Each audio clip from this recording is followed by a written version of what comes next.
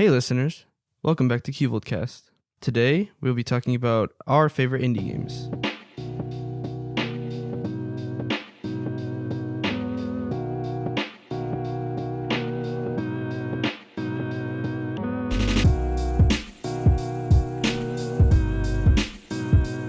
So, what'd you guys think about the start of the new Mandalorian series? It's off to a really good start so far. The first one of the season was so good. I haven't seen the second one, so It was 50 minutes long, 50-something minutes long, and they had so much more time to put landscape shots and just like exposition shots. The CGI in it is incredible. Oh my goodness. Yeah. How? It's so good.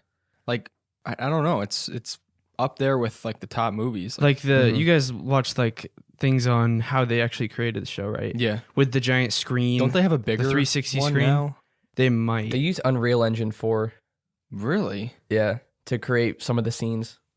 That's cool. I wonder how they actually made the creature. We're not going to spoil it for everybody who hasn't seen it, but I wonder how they created the creature, like inside that bubble of the area that they were in. They were like the screen area. I'm curious. I don't know. I'm curious if the actors were able to see it. I don't To an know. extent. That would be crazy. Maybe on That the would make it- screen. Yeah, that's what I mean. Like I don't know. That would make it so much more. I feel like that makes acting easier. Mhm. Yeah. You know. Well, actually, that was one of the criticisms of the prequel trilogy, was that they all had to act in front of blue screens and green screens. Mm-hmm. So they were very flat with their acting because they couldn't visualize what they were acting with. Yeah. But this is somewhat of a new method, isn't it? It is, The yeah. Avengers Very new. movies, that's still Very green screen, new. right? Mm-hmm. Mhm. This is The guy. John Favreau. He's He directed Iron Man, right? he was also Yeah. in Iron Man, isn't he? Yeah, he is. He's the- happy. yeah. He directed the Lion King movie too. He did it with this method. But he set this method up pretty much. They built systems for it. It's really cool, I actually. think it's smart, and I think it's just gonna make acting for big movies, big set movies, just be a lot better. Well, it would Yeah. also save them money.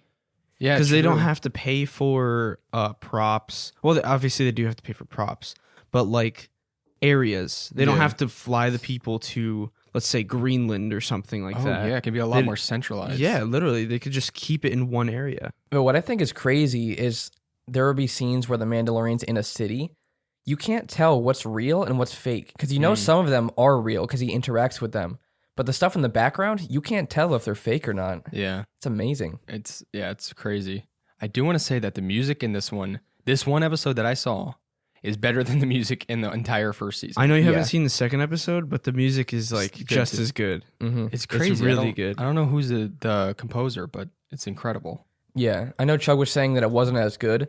And, well, that's because it's not like their flagship episode. The second There's- episode, Yeah, I mean, it was still good, but it Yeah. wasn't the crazy CGI. they have to do Masterpiece. that for the first episode. It's a filler episode. So Yeah. The second one's a filler episode. yeah. Well, pretty I much. wouldn't say it's filler because it is important to the story. That is For true. what happens, but it's not directly in the storyline. You mean like it's kind of like off to a different area, Noth- but it ties in at the end or something. Nothing that you think will happen in this episode. Yeah.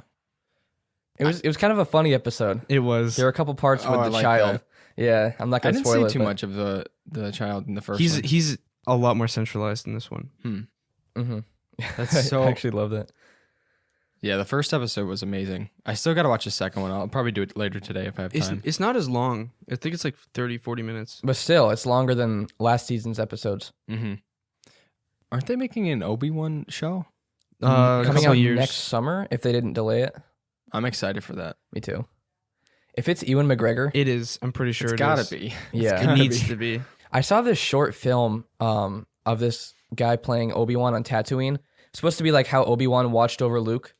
And it was a pretty good short film. It was like an indie film. Mhm. And if it's anything like the Obi-Wan show is going to be, then it's going to be really good. How long was it? 10 minutes, 15 minutes maybe. Hmm. It was really impressive. The CGI was good. The guy did a good job acting as Obi-Wan. I don't know why, but I've been having this craving to play Battlefront 2. Maybe it's Yeah. because of the time of year. Because remember when it came out, it was It was like November. November, and I think it was like during Thanksgiving break. We had nothing to do basically. Oh. So we just grinded it like 60 hours in a week or two. Yeah. That was a good game. Yeah. I It love really it. is a good game. I don't know why, but I've been wanting to play it lately, so maybe I'll have to reinstall that. Yes. Stream it. Yeah. Yeah, we could. What's today? Oh, okay. It's Saturday. It'll have to be next week. We do still have to finish the raft, though. The raft yeah. chapters. So speaking of, as you said, Raft, Yeah. that is an indie game. A good one, too. It's a very good indie game. But this what brings us into our podcast today. Yeah. We could start with raft, I Yeah. mean, honestly, raft is better than the other game that the studio developed, which was Scrap Mechanic. Yeah. I wasn't impressed with that game. It's so weird. Like even Ben and Avon ended up saying that it had its issues. I think that the concept was so interesting. Yeah. And a lot of it was so good. They killed it because you needed too many materials, too many resources to make the easiest things. Yeah. And Wait, you would starve. before we get super far into the podcast, this podcast is going to be very relaxed. We're going to be talking about our favorite indie games. Yeah. Yeah. We came up with this topic because recently all of us have bought and played a lot of indie games, and the big budget games come out later in the year, like November, December. So, and we're excited Cold for War. like Cold War. Yes. Yeah, coming out next week, actually. That is definitely not an indie game. Oh, no, I'm so definitely excited. not. Maybe we'll do a podcast on it if it's good. Yeah. Like zombies Oh, and we're stuff. definitely going to Yeah. do a podcast on it. Zombies. Yeah. But we've been playing a ton of indie games, and some of them are just so good. We wanted to talk about them. Yeah. So I don't like Scrap Mechanic. I don't want to get on that train because I'm just gonna bash it. And Well, the thing about talk Scrap Mechanic is it was originally more of a sandbox style game that they decided to throw survival on. Yeah. It was never planned, as far as I know. I don't know a lot about the game, but it seemed like an afterthought, Mm-hmm. Yeah. and that's why it didn't. That's actually Turn out I very looked good. at Scrap Mechanic years ago, and the reason I didn't buy it was because it was only in creative. But then now that when the survival came out, I was excited, and then I got it, and it was at first it was fun, but it was a complete disappointment. Yeah. Because you spent a lot of hours just trying to make a video, right? Yeah, I did a couple tutorials on it, and it was absolutely horrible. I mean, I'm being dramatic, but like even making a simple car, it took me forever, and not to make it because the wiring and all that was easy. It was getting the materials. Mm-hmm. It's just so tedious. But on the other side, Raft is awesome. Yeah. Yeah. And I love the concept of building up your raft to be as big as you want. As unrealistic as it is, it's still awesome. You can make this giant floating Physics fortress. just goes out of the window. Yeah, completely. you can have one piece of raft supporting it at the bottom, and then this massive mushroom of a base up top. When we played, we never really built our base or our raft that large. Not yet. Well, we built it to the point where we had everything we needed. Yeah, Didn't you go back and see it? I did, and it was so small. Really? It was Ours now very is bigger. small. It's about the same size. Hmm. Actually, maybe a little bit bigger. Ours now is a little bit bigger, but ours when we played before, it was very small. Hmm. Like we had one room on the bottom, Yeah, I enough for remember like that. 4 or 5 different beds. There was like a shark trophy in there. Then up on the upper deck, we had like the Radio station. radio or station stuff What and was that that? kind of thing. that map thing. Yeah, Oh yeah. Computer or whatever. Didn't we do a podcast on Raft? I think we did. It was the very first game we played on our channel. Did we really? We might have done a I'm podcast not on it. sure. It sounds familiar. We're gonna have to It look might have at been one of the our first previous episodes. podcasts because I don't know if we did. Oh my goodness! I know we did one on Sea of Thieves. That was our We did, first yeah. one. Yeah, it was Sea of Thieves because we played that around the time that. Turn your phone off, boy. What in the world? We did that around the time that we started the channel. Yeah. I don't know. That's so weird. Did we really do one on Raft? We might have. I don't know. I'm not I know sure. Sea of Thieves for sure. That might have been our starting episode. Maybe Yeah. maybe you're thinking of Sea of Thieves because it's very That's possible, yeah. very we did Sea of water-based. Thieves, PUBG, Ark, Star Wars Battlefront 2, No Man's Sky, Rust. Yeah, maybe we didn't think Raft merited a full podcast episode then. Yeah, maybe we mentioned it. Once we finish Mm-hmm. chapter 2, and we might be to the point where it's worth a dedicated podcast. Yeah. But the reason we like indie games so much is that you can tell all of the love that the developers put into it. Definitely, yeah.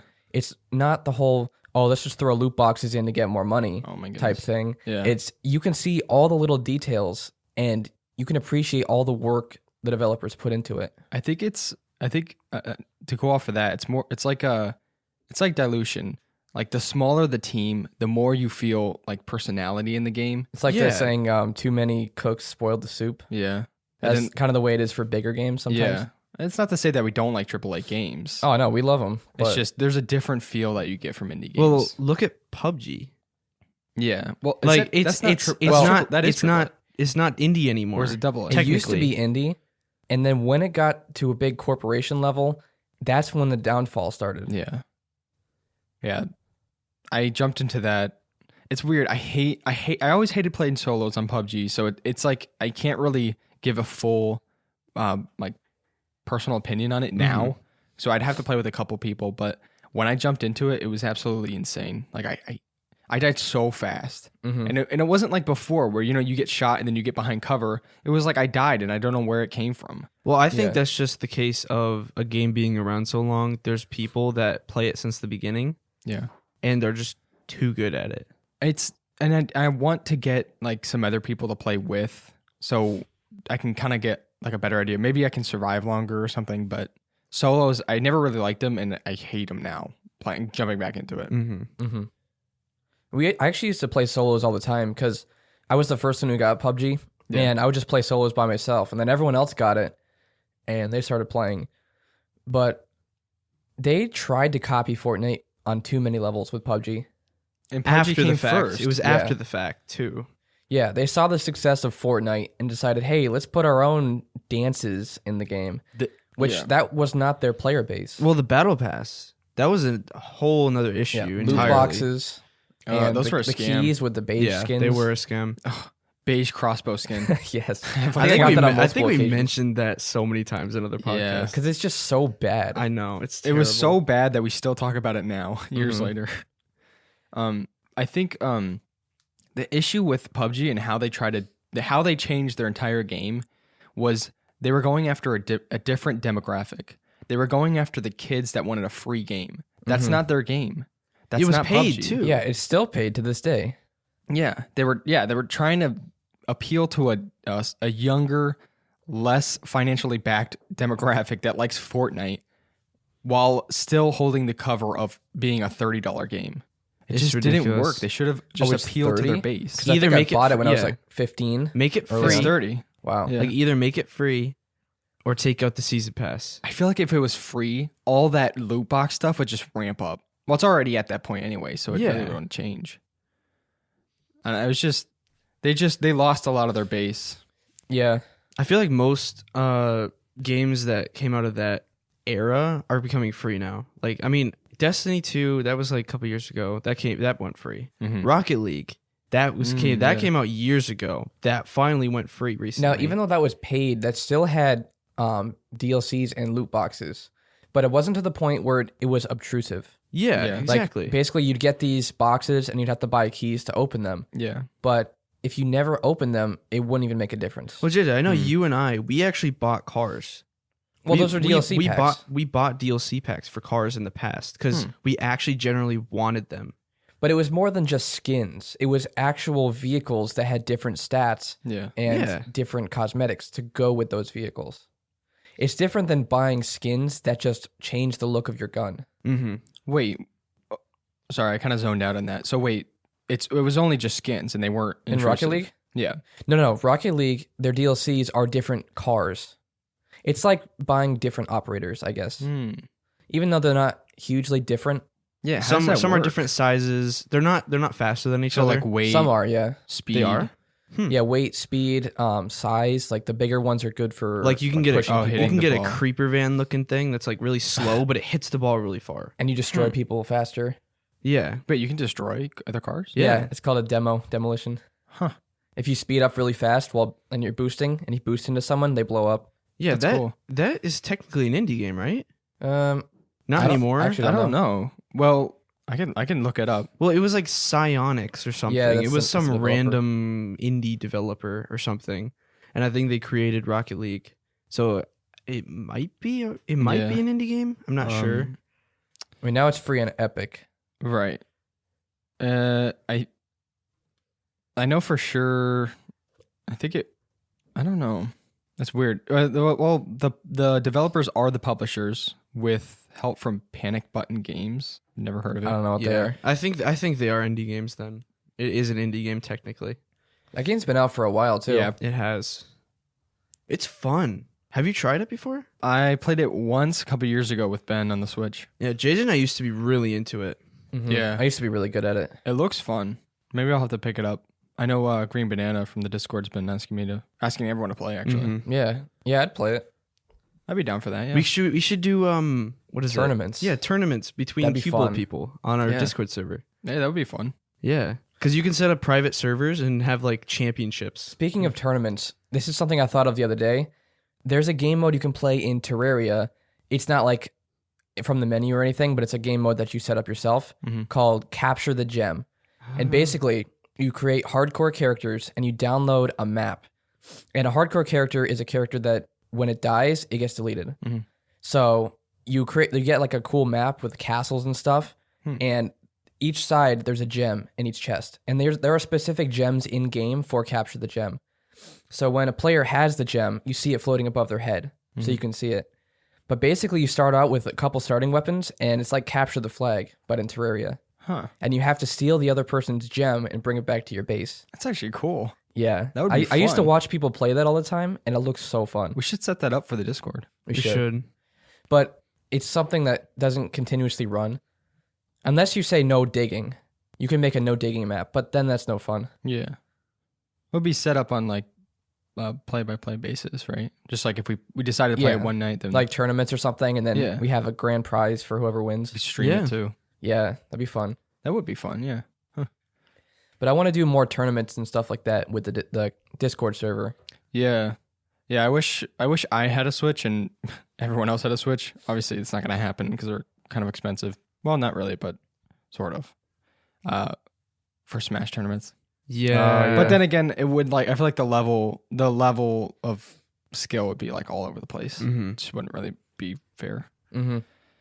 But I feel like if they made a way that you can actually, like in Steam, you could do a thing called remote play where you almost give another computer control. yeah, you have to do that with player what is it? Totally reliable delivery service. Yeah. That game. But it's you can either give them control of your computer, or no, not of your computer, of your game you're playing. So you can let them either play it, or if it's a multiplayer or co-op game, you can actually give them control of another player. So you could do like split screen co-op or something like that. Yeah, that's what happens in that game. It does a split screen. It's kind of weird. I wish it wasn't like that because me and Ben played it for a while. Yeah. But But it's yeah. actually really cool if they did something like that. If we could find a way to do that with Smash Bros, maybe. yeah, I don't think they have that. No, not for Switch. No, I doubt they would. Anyway, it's Nintendo. They're stingy. They're strict true. on everything. So we did that remote play thing with Spelunky the other day. Yeah. Chug and I. Spelunky's really fun. It's a really fun indie game where basically it's randomly generated mines and you have to blow your way through with bombs or climb with ropes. And the goal is to get to the end of the game, obviously. But in between, there are these ladies or like guys, whatever you set it to rescue. And they're called the damsel in distress. And when you finish the level, they give you a kiss, and that kiss is an extra life. And so you have to rescue that person to get more lives, or you could just skip it. But it's really fun because there are tons of secrets and stuff that you learn the more you play. I was watching you play. It looked really fun. Yeah, and Chug and I had it on PS3 a long time ago. We got it for free, and I wasn't super into it. But I saw a video on YouTube recently. It was called something like Good Game Design Spelunky. And I didn't realize how much content there was packed into it. And that made me really interested in it. And I started playing it more, and it's addicting. Yeah, it looks really fun. It was funny when I was watching you play. You would grab the damsel and just throw them at the traps. Yeah, you grab her and literally just like chuck her into an arrow trap so you don't get injured by it. I feel like that's how I would use it. Just as an extra meat shield. Well, she can take 2 arrows before she dies. So you can just use for 1 arrow. That's so funny. It's awesome. It's The a game's fun really game. cool. It's a Yeah, fun game. Spelunky 2 just came out. Yeah, it looks interesting actually. Did you know the first Spelunky came out in 2008? And then they remastered it. Yeah. It was Pixel in 2008. And then when they remastered it, they had more graphical stuff. What is That's the really cool. What does the second one add? What do you mean? Like, what is the second split Rating? Yeah, well, is it like any different or is it the same thing? No, basically, like the idea is instead of like going underground, you're on a different planet. But it's the same basic mechanics. And I saw another video by the same guy who did that good game design one, saying how the first game was like perfection, but this one reinvents perfection in a good way. So I kind of want to get the first one, try it out. It's really cheap. It's probably cheap somewhere on G2A or something. Yeah, probably. What is it? What's that one game you mentioned? Another World. It's like Terraria but space. Starbound? Oh, Starbound. That looks so fun. Yeah, I haven't gotten into it as much, but there is a ton of content. It looks so cool. I don't know. I was watching Ben play it a couple months ago. Yeah, It just it's looks so No cool. Man's Sky combined with Terraria, because you get a spaceship that you can customize however you want, and then there's an infinite number of planets you can explore. So it's basically No Man's Sky, but with Terraria it's like style. having one character in Terraria and you can access as many worlds as you want. Is that what it is like? Kind of, but every planet's different. Yeah. It looks, I don't know. It looked like Terraria just in space. To me, I don't know. There's probably a lot of differences between them. Yeah. I think the main reason I haven't gotten into it is because it's more building focused as opposed to Terraria's combat focus. Yeah. And the combat in Starbound isn't really that great. It's a little annoying sometimes. So that always kind of turned me off from it. But there is a lot of really cool stuff in it. You mentioned No Man's Sky. How we talk a little bit about that? We did a podcast on that too. Yeah, Is that we an indie did. game? Well, how about now? It is an indie game, yeah. Huh. Hello Still Games? is. Yeah. Yeah. Because they haven't had any backing from anyone else. I recently played it again. How? I started a stream with Sam actually When was that? a couple weeks ago, maybe. Really? I started a stream with it, and then Oh, I remember that. think he bailed on me because it got really boring. That was my Um, issue. It was just such a drag. Yeah, and There's so not I a was lot just to like, do. I think I just played like Modern Warfare or something after. Now they have giant exo suits. they've had that for a while. Yeah, and then they have they just did another update. I forget what it is, but they added more animals. Like the worlds are more lively now. Like I saw it was in the trailer. I mean, granted, in the trailer we've seen what's in that trailer before. I mean, I think they learned their lesson, but Yeah. a giant like worm thing just started eating through the world or whatever. And like you can kill it and fight it. So What's up with giant worms and everything lately? What's I up don't with know. things No, giant worms going through the sand? Dune. I don't know. I'm not going to say the other thing because we don't want to spoil things. Yeah, it's Um, recently I've seen oh, so yeah. much of that. Noita. There are worms in Noita, which we haven't talked about that yet. Basically, it's like Terraria style gameplay, but the physics are incredible. Like you'll have a fire wand, and there will be a giant pool of oil, and you can shoot your fireball into there, and the entire thing will go up in flames. But the game is all pixelated. yeah, it's amazing. isn't the it physics. that every pixel or something has or can be moved? I forget what it is. It could all be destructible. destroyed. It could be set on fire. It could be blown I up. don't know what it is, but like I haven't played this game. I don't have it yet, but I mean, you two have played it. But from like the trailer I saw, it almost looks different from other pixel games. Yeah, I don't know what because it is. they make the pixels dynamic. Yeah, Makes the way- it feel real. The way the cape looks on the main player, it looks like it's 3D, but it's not. They just did such a good job with animating everything, including physics. Well, the game recently just came out of early access. A lot of these indie games that we've been playing have been out for years, yeah. and they finally release them and they perfect them. Wait, how long was it in early access for? Like 1 to 2 4 years? Or was it? I thought it was like 3 or 4. Oh, maybe. Did it just start getting some traction lately because it came Yeah. out? I mean, I 'Cause it saw a came lot of out, yeah. videos from like a year ago, and it was popular then, but when it was released, it got a big boost in popularity. And honestly, I wish I had heard about it before because I love those kinds of games. Yeah. I said this before we started recording, but I feel like more people should play pixel games and like Yeah. 8-bit stuff. Mm-hmm. Oh, yeah. I wanted to mention what I have to look at the title because I keep forgetting. Oh, there's something I want to mention after. Realm of the Mad God Exalt. Yes. That's another game that I actually put in I just made a video top 10 free open world games. I was so surprised. I mean, I didn't play too long of it, but I was so surprised. I didn't want to get off. Yeah. But I was like, I have to get off because I have to play other games to put them on the list for footage. But But playing this one, it's just so much fun. Like you go into a dungeon or a cave and you fight and like loot and stuff. It's also It's a roguelike, right? Yeah, it's permadeath. So Yeah. but I don't know. It was so fun. It's like it's just another way to look at pixel games and see that they actually are sustainable and have a lot of content. I love the games that you start playing, and you're only like thinking about I'm gonna play for like 20 minutes and just to see how it is. Yeah. Then you end up playing for like 2 hours. You're like, Yeah. what happened? The main thing about Noita is it's spell crafting. So basically, you get different wands that have different stats. Like one wand will shoot really quickly, or another one will have a ton of mana to support powerful spells. And you can combine them. Like one is a fireball spell, but you can put a modifier on it that shoots 3 spells at once, or that turns your spell bouncy and stuff like that. Some wands have like 15 slots for different things. And so by the time you get to the last spell on the list, it's just completely different. It's really cool. It looks really awesome. I wish it was wanna try multiplayer. That would be cool. That would be really cool. There's probably some sort of mod out there. This is really off topic, but I kind of want to throw it in just because we're so relaxed today. How about the new AMD chips? Oh, Those look pretty amazing. so good. I know. I've been trying to get one. I should have bought it on launch, but I didn't. You might not have been able to. Probably not, honestly. People just sit there on the buy section, spamming just the buy waiting. button. I was just waiting for third-party reviews and third-party statistics because I saw it in the reveal, but I didn't. Not that I don't trust AMD, I just wanted to see it from a different perspective. Well, I I don't often trust the manufacturers. Yeah, I watched Linus's video and I was like, I sent it to both they're of insane. you, and I was just like, look at this. They're actually It's insane. like from the 10900K, the Intel, the 9500X, The 5900X? 5900X. Sorry, it's The names are the weird. names are stupid. The 5900X gets about 5 to 10, maybe even more frames than the 10900K, which is like Intel's top of the line right now. Yeah.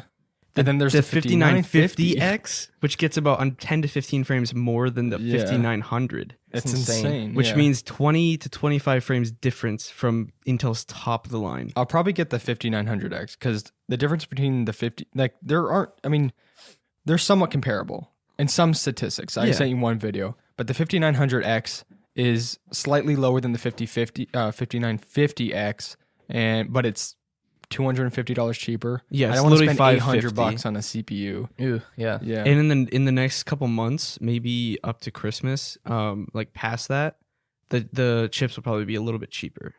Yeah. Not until the demand goes down. True. Yeah, they're going to be, they're already out of stock.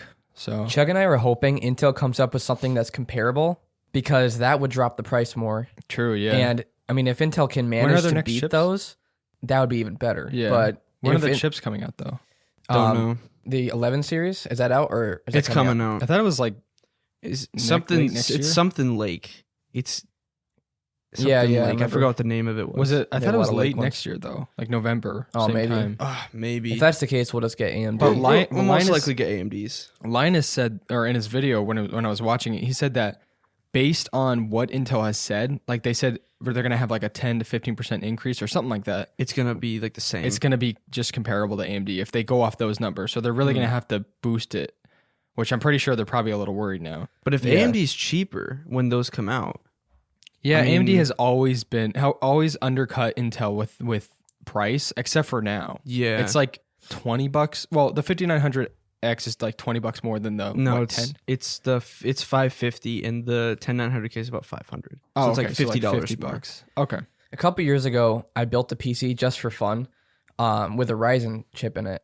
And I wasn't impressed with the performance. And I think I bought like the top of the line, not a Threadripper, but I got the best of what I could get then. Yeah. And it still wasn't anywhere close to my i7. Yeah, they've come a long way.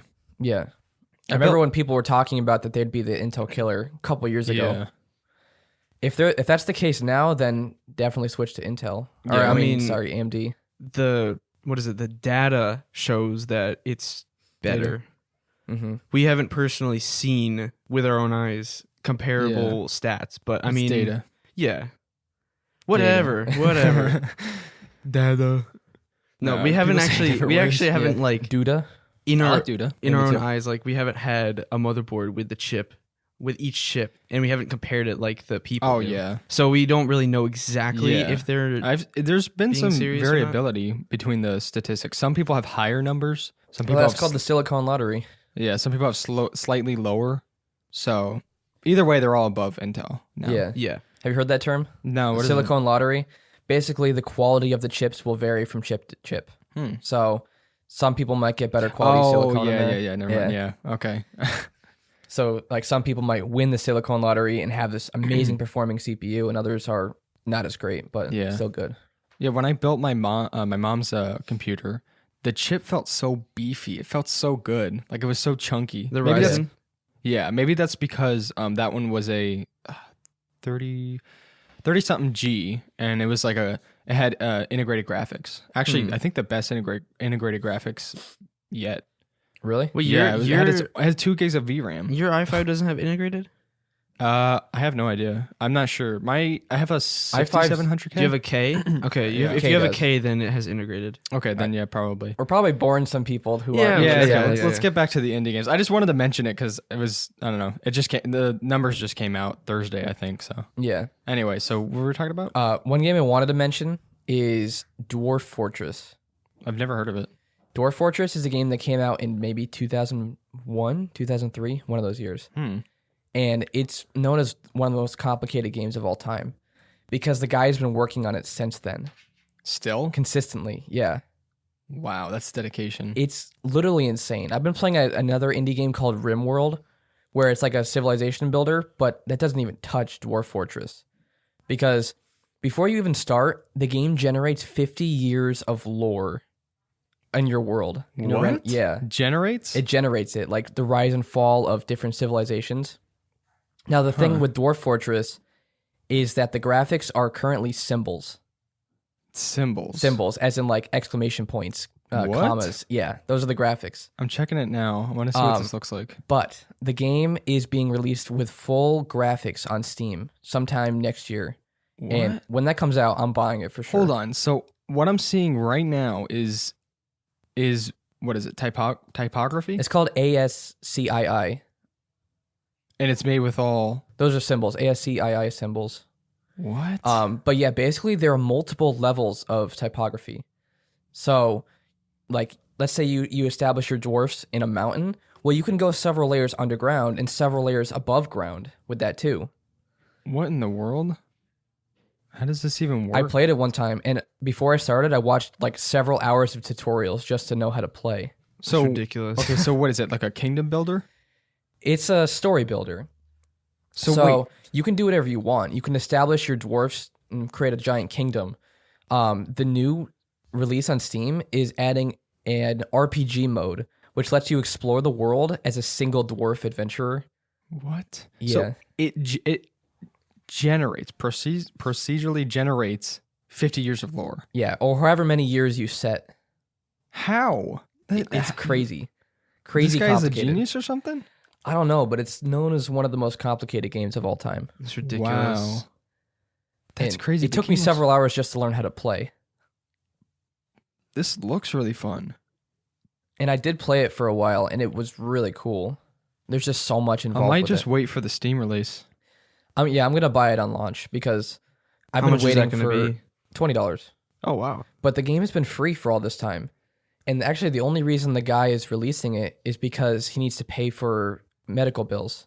Really? Yeah. Huh. And basically, he's bracing for the fact that it may sell several million copies on launch. And Wow. he doesn't know what to do with himself with that. Like, he doesn't know how to handle millions of dollars right off the bat.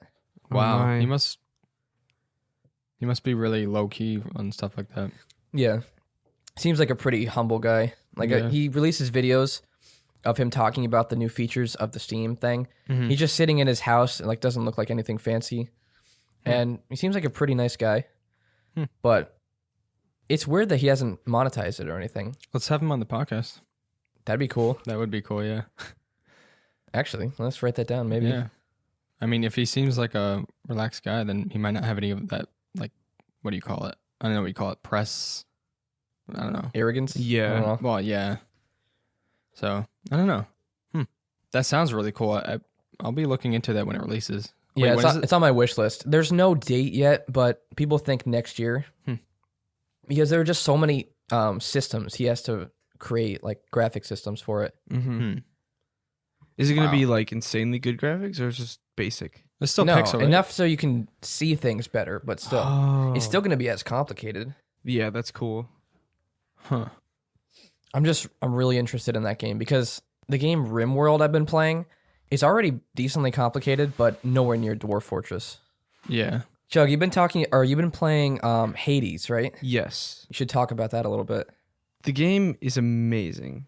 I know you guys, you've never seen gameplay of it. I actually don't know what it is. I think you explained it a little bit. It's really confusing, but it's also very, very intriguing at the same time. So basically, what the point of the game is, you're in the underworld, and your name is Zagreus, and you're the son of Hades, like the son of the leader of the underworld. Yeah. And the point of the game is you want to escape the underworld, and you go through these tunnels and defeat enemies and stuff. But along the way, all these Greek gods help you. Like you can get power ups from like Zeus, Diogenes, which is like the god of wine, like Artemis. I don't know. It's kind of hard to explain. It's like Greek mythology. Yeah, but it's super interesting. Wait, so you're in hell the whole game? Until you beat it. Oh, okay. Once you escape hell, Don't spoil. I'm not gonna spoil it. I'm just saying once you escape it, you're like on the surface. Is it all red or whatever? No, it's not all red. It's not like what you think. Mm-hmm. Like the first area is like a very, very temple-ish place. Yeah. And the next one is like all lava. I've seen Chug play it, but I haven't played it myself. But I have to say the graphic style is one of the coolest I've ever seen. It's like anime style, I kind of want to, but better. I want to see I've been it. playing it, but I streamed it one night and you never watched. Did you really? I did. When was that? No, not streamed.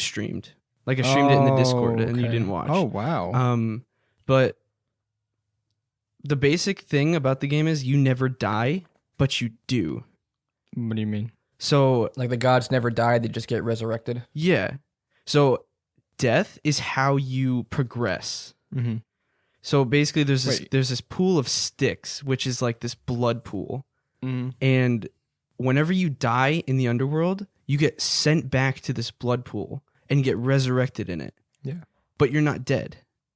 So it kind of just brings you back? It's a roguelike. No, it's a roguelite. Oh. Roguelite, Difference sorry. between a roguelike and a roguelite is that in roguelikes, death is permanent, and roguelites, there's actually some sort of progression you can take, kind of like Risk of Rain 2. It's actually, I was researching it a bit. There's a game called Rogue from, I think, the 80s, 90s, and that's where the term came from. So it's kind of like saying Souls-like. Oh, I see. But yeah, a roguelite, you actually can progress in some ways. Yeah, as you play, you get these shards called darkness, and you could place them into this called the Mirror of Night, and it permanently upgrades you in some ways, however you want. And then you get 6 different weapons, and each weapon has, I think, 4 different aspects to it that give you different upgrades. And there's also that change up. So every time you try to escape, it's different. Yeah. But you go through the same worlds, but you have different power-ups. Like, It's all hand-drawn, right?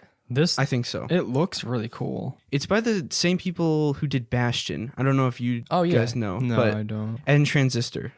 Bastion was a mobile game, Mm-hmm. but it's also on Steam, too. Yeah. Yeah, this looks awesome. I got to stream it for you one night so you could see. Yeah. The But- graphical style is so good. And It's like guess what it has on Steam? Like the reviews. overwhelmingly positive. Yeah. 98%. You find that a lot with some of the small indie games that are above you or pixelated. It's ridiculous. It's When was because the last time you saw a AAA game with overwhelmingly positive? Like, Witcher have you seen 3, any? Witcher 3, Okay, yeah. yeah. BioShock. Okay. Was that AAA? Like, what did it? Mm. Who made it when it first came out? I don't know. I'm checking it now. I'm I don't trying know. to think. I want to say it's wait. Some people are calling Infinite AAA. Yeah, but that didn't get overwhelmingly positive. I'm talking about the first game, For what? like the first BioShock. Oh yeah. That's the only one that go overwhelmingly. I don't Yeah. know what studio did BioShock. A lot of people are saying AAA. I forget. I don't know Yeah. the studio either. Maybe the first BioShock wasn't AAA when that came out. I think it was. It was Probably. I Yeah. don't know the Okay. developers, but I know Amnesia got. Is that? I don't know if that's Amnesia. I think it was indie.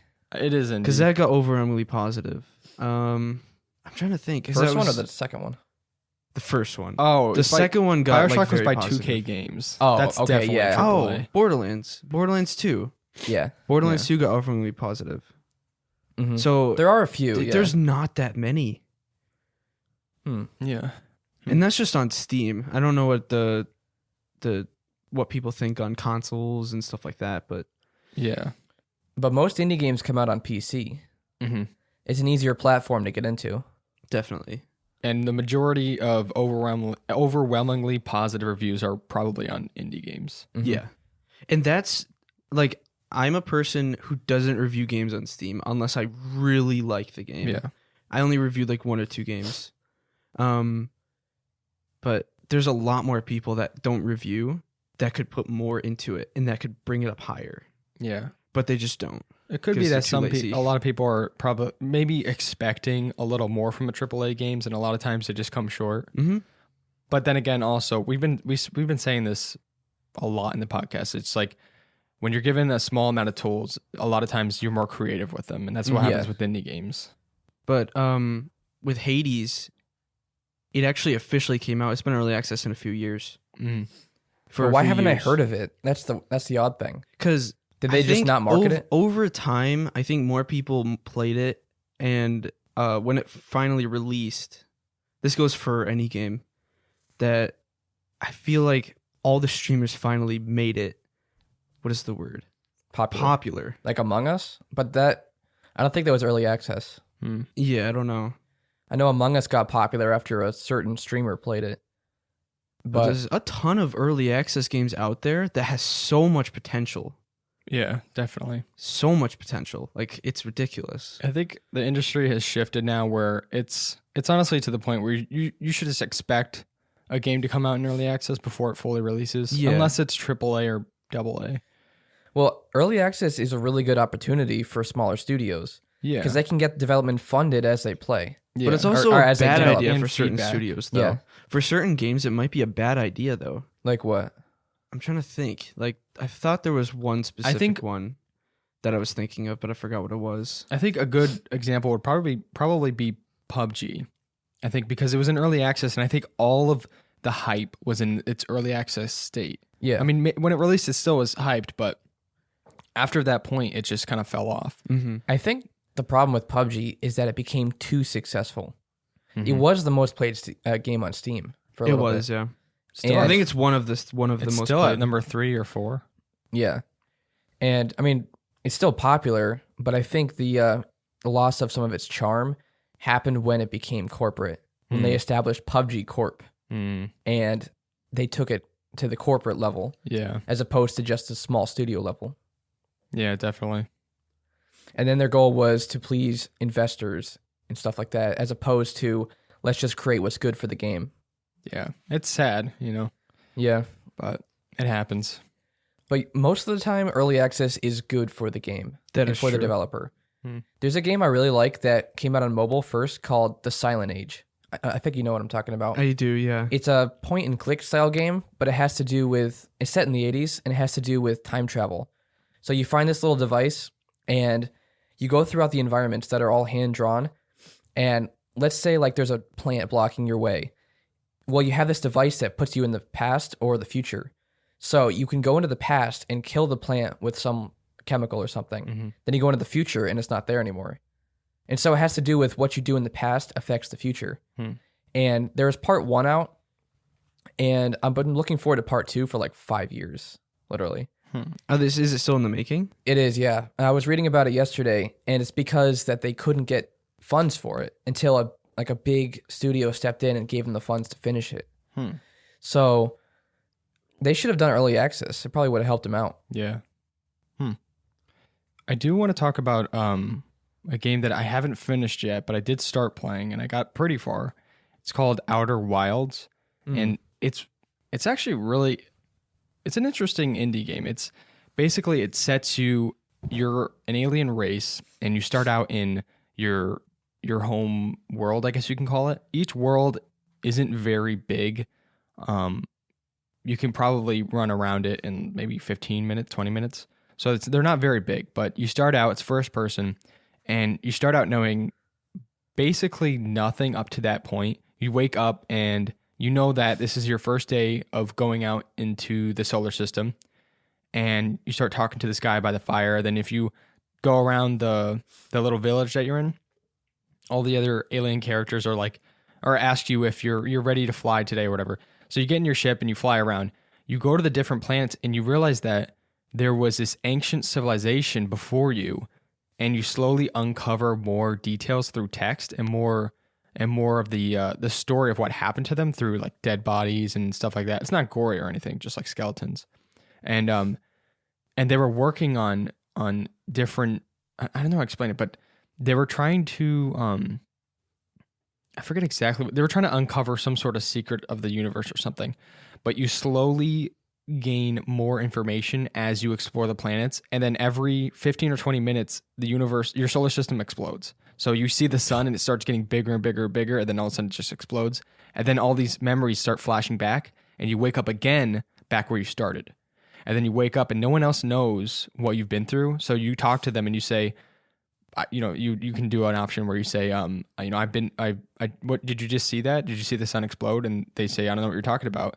By the way, good luck on your first day of flying. And then you keep doing that. Groundhog Day. Yeah, you keep doing that until you, I don't know, I guess discover what the secret was of that secret civilization. And I think maybe some of those, and it's weird because it follows characters.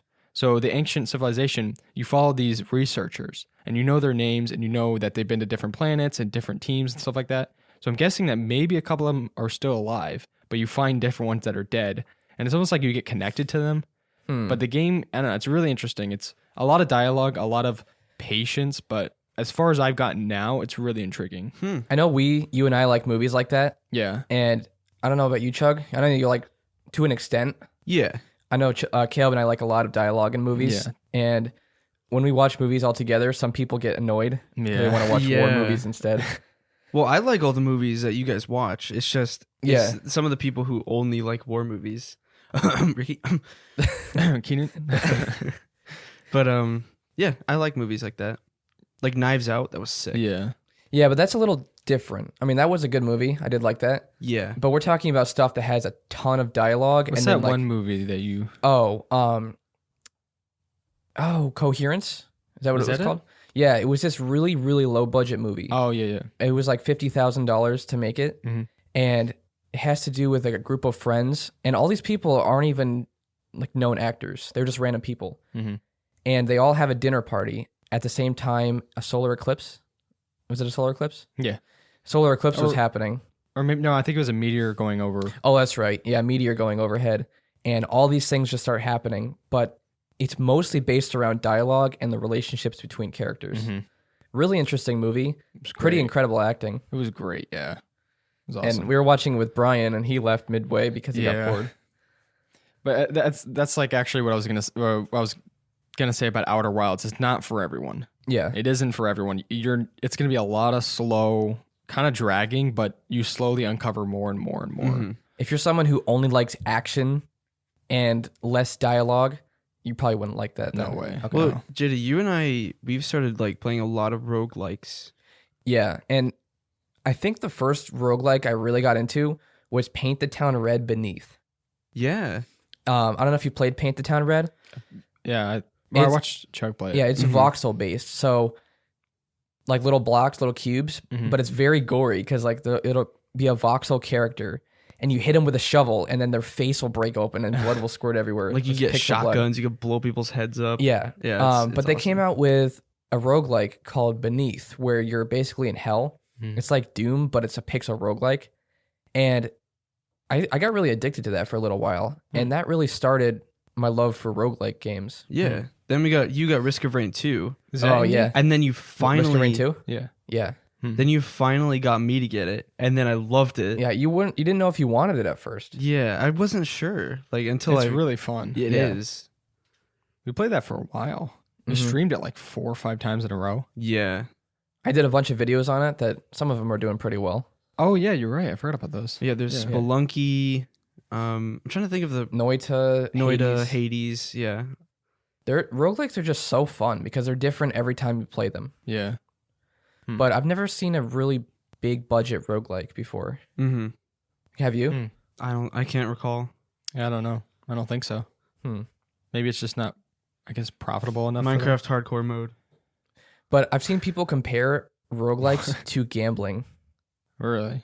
because you're expecting a different outcome. Like you're like, oh, this time I'm gonna win. This time I'm gonna win. Sometimes you do win, sometimes you don't. But even if you lose, you still enjoy it. That's where the addiction comes from. Yeah, so that's why they're so addicting. Huh.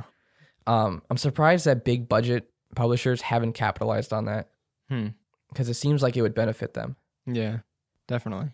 But we don't want them to spoil that genre too. Yeah. Mm-hmm. Yeah, that would be bad. What other games? Yeah, are there any other ones? Yes.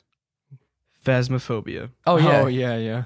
We didn't do a podcast on that, did we? No, not yet. We talked about it. we mentioned it in a podcast. Yeah. That game is fun.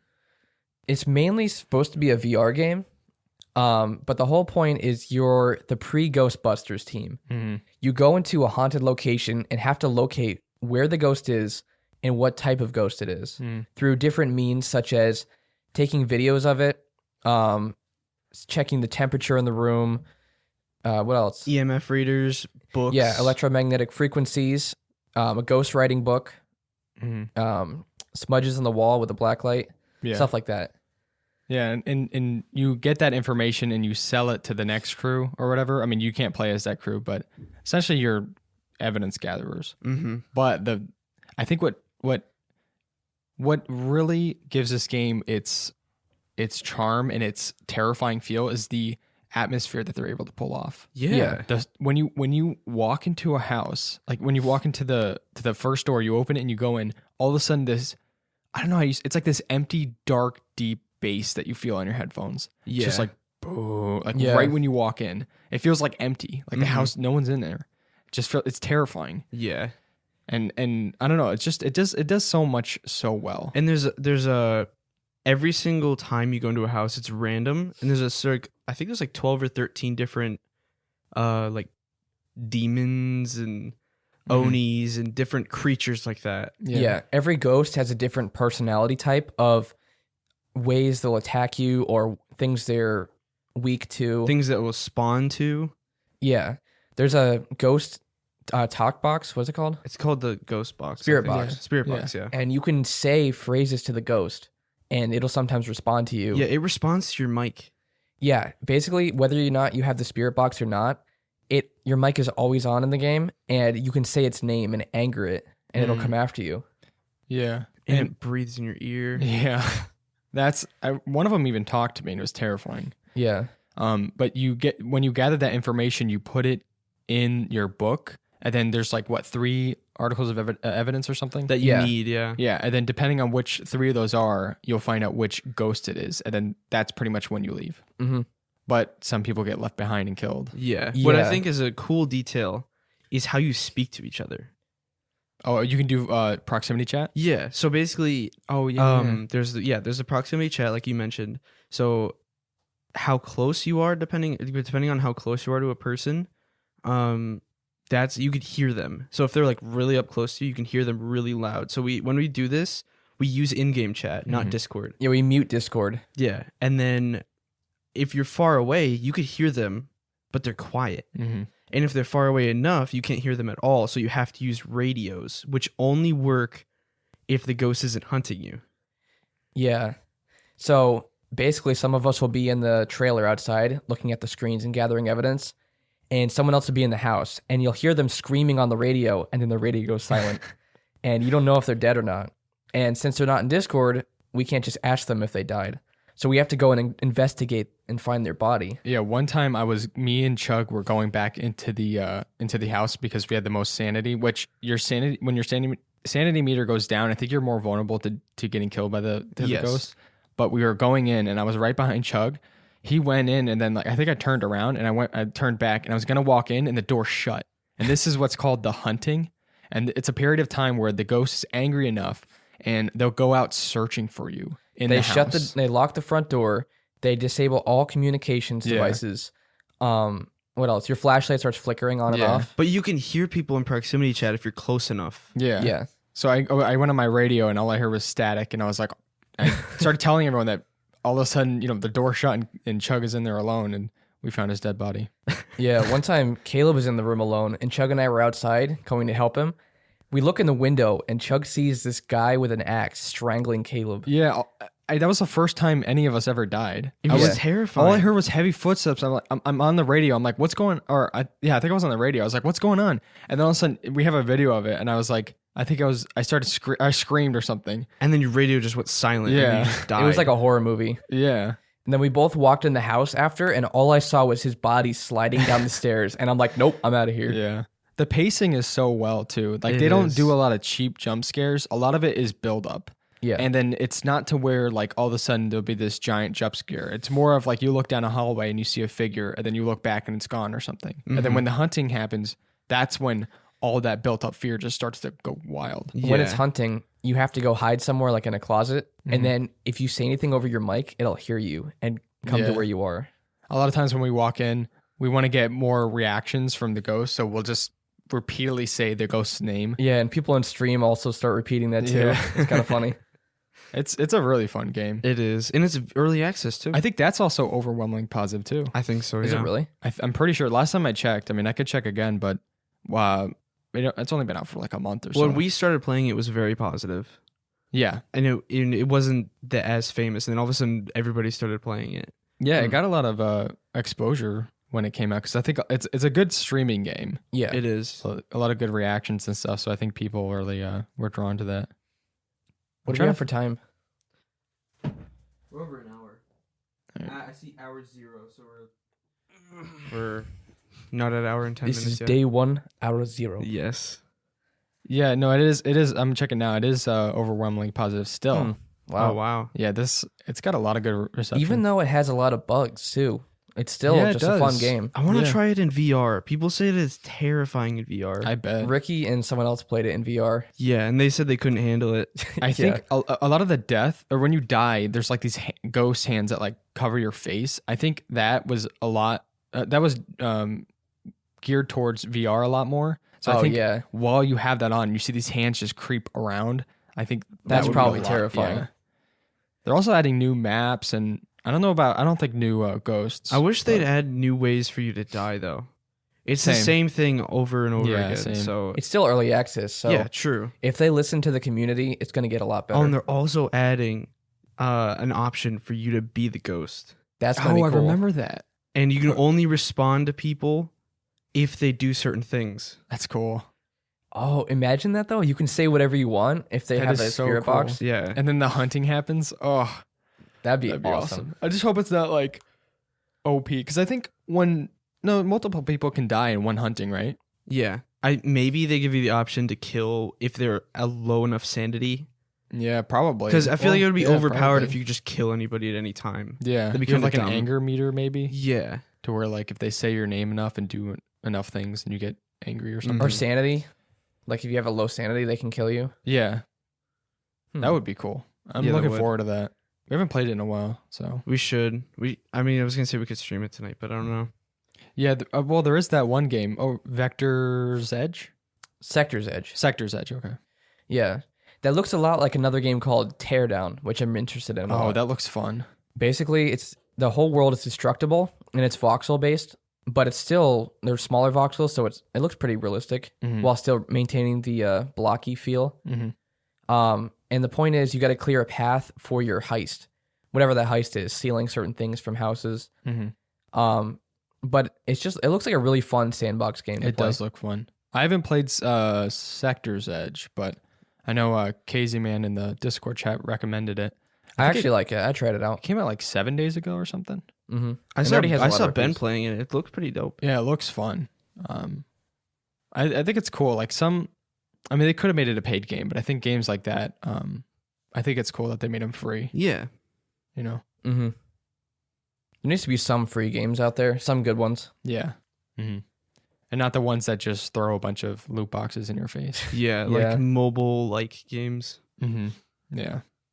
So I know that was a more, what's the word? We're kind of all over the place. Yeah, it was relaxed. We just kind of talked about whatever.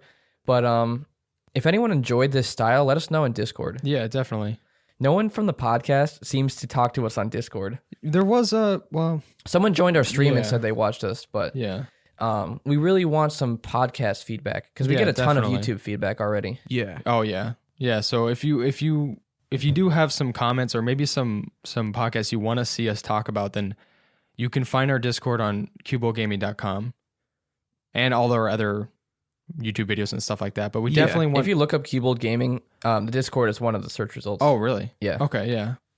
Yeah, but that would be cool because I think we need more suggestions and a little more feedback, which would be nice. Eventually, we want to get to the point where we do video podcasts. Yeah, definitely. Yeah. Which that would be pretty fun. Yeah, that would be fun. That way we can have a bigger audience on YouTube as well. Yeah, and it makes it a lot more interactive because we can show clips of like games we're talking about on screen or trailers of games, stuff like that. So, but yeah, all those indie games that we're talking about, we definitely recommend them if any of them sound interesting to you. We talked about a lot of them too. Yeah, definitely. And there's a lot more. We can go on and on. Literally, it's ridiculous. We just didn't want to make this a 3-hour podcast. Yeah.